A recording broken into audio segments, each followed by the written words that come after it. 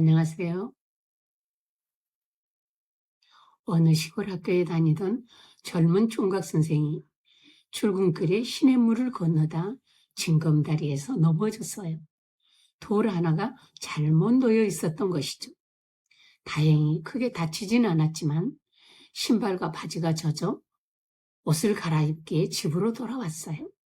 마침 고향에서 올라오신 어머니가 집에 계셨는데 자초지종을 들으신 어머니가 조용히 물으셨어요. 네가 넘어졌던 그 돌은 바로 놓고 왔느냐?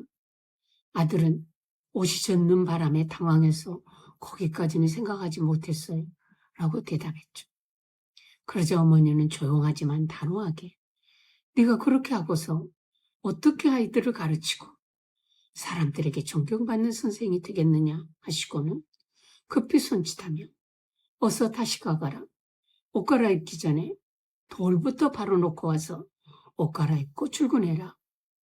아들은 출근 시간에 늦을까 마음이 급해 어머니 말씀이 잠시 야속했지만 곱씹어 볼수록 옳은 말씀이어서 다시 시냇가로 달려갔어요.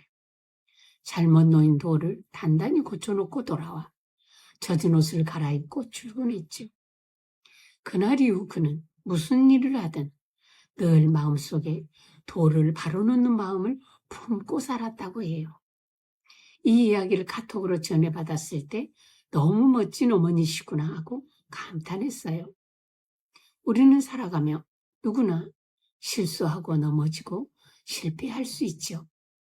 하지만 어떤 사람은 그 일을 그저 재수 없는 일로 흘려보내고 어떤 사람은 그 경험을 통해 다른 사람이 같은 자리에서 넘어지지 않도록 돌 하나라도 바로 놓지요. 그래서 내 실수와 실패는 나만의 아픔으로 끝나지 않고 누군가에게는 안전한 길이 될 수 있게 도울 수 있어요. 그래서 넘어짐은 손해가 아니라 배움이 되고 도움을 줄 자격이 되지요. 어머니가 가르쳐 주신 것은 다른 사람을 위한 배려도 있지만 아들에게 어떻게 사는 것이 바르게 사는 것인지 진짜 소중한 삶에 대해 가르쳐 주신 것이죠. 오래전에 있었던 이야기인데요. 2017년 12월 미국 텍사스 댈러스 마라톤 대회에서 있었던 이야기예요.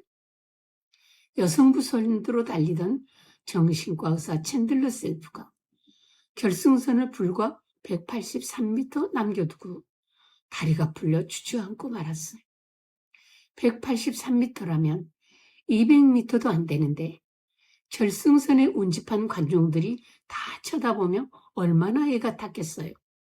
그런데 그 뒤를 바짝 쫓아오던 17살 고등학생 아리아나 루트먼에게는 인생에 다시 없을 1등의 기회가 눈앞으로 다가왔죠. 그런데 그녀는 챈들러 셀프를 앞질러 가지 않았어요. 쓰러져 있는 선수를 부축해 함께 달리기 시작했어요. 자꾸 정신이 혼미해져 쓰러지려는 챈들러 셀프를 몇 번이나 부축해 일으키며 당신은 할 수 있어요. 결승선이 바로 앞이에요. 격려해가며 부축하고 함께 뛰었어요. 자신도 이미 지쳐 있었지만 끝까지 응원하며 함께 뛰었고 결승선 앞에 오자 그녀의 등을 밀어주어 1등으로 결승선을 통과하게 했어요. 그리고 자신은 2등으로 들어왔어요. 그 모든 광경을 지켜보던 관중석이 난리가 났어요. 역전의 기회를 포기한 17살의 소녀. 스포츠 감동 실화. 1등보다 높은 가치 2등의 선택 등의 뉴스는 영상과 함께 삽시간에 온 세계로 퍼져나갔고 듣고 보는 모든 이를 감동시켰죠. 1등보다 더 값진 2등. 사람들은 기록이 아니라 그 선택에 감동했어요. 17살의 여고생이 어떻게 그런 선택을 할 수 있었는지. 이 이야기는 시간이 많이 흘렀는데도 지금도 우리의 마음을 따뜻하게 만들어주죠. 그 영상을 보면서 제가 놀랐던 것은 결승선 바로 직전에서까지 넘어진 그녀를 일으켜 세워 비틀거리는 그녀를 1등으로 들어가게 배려하고 그녀가 결승선을 넘어서자 또다시 쓰러져 휠체어에 옮겨지는 과정을 지켜보면서 그녀에게 마지막까지 박수를 보냈다는 사실이에요. 정작 박수를 받아야 할 사람은 자신인데도 그 풀린 다리로 몇 번이고 일어서서 함께 달려 결승선에 도착해준 챈들러 셀프에게 자랑스러운 격려의 박수를 보내고 있었어요. 사람들은 자신에게 환호하고 열광하고 있을 때 아리아나 루터먼이 끝까지 쓰러져 실려가는 샌들러 셀프를 격려하는 그 박수가 너무 아름다워 보였어요.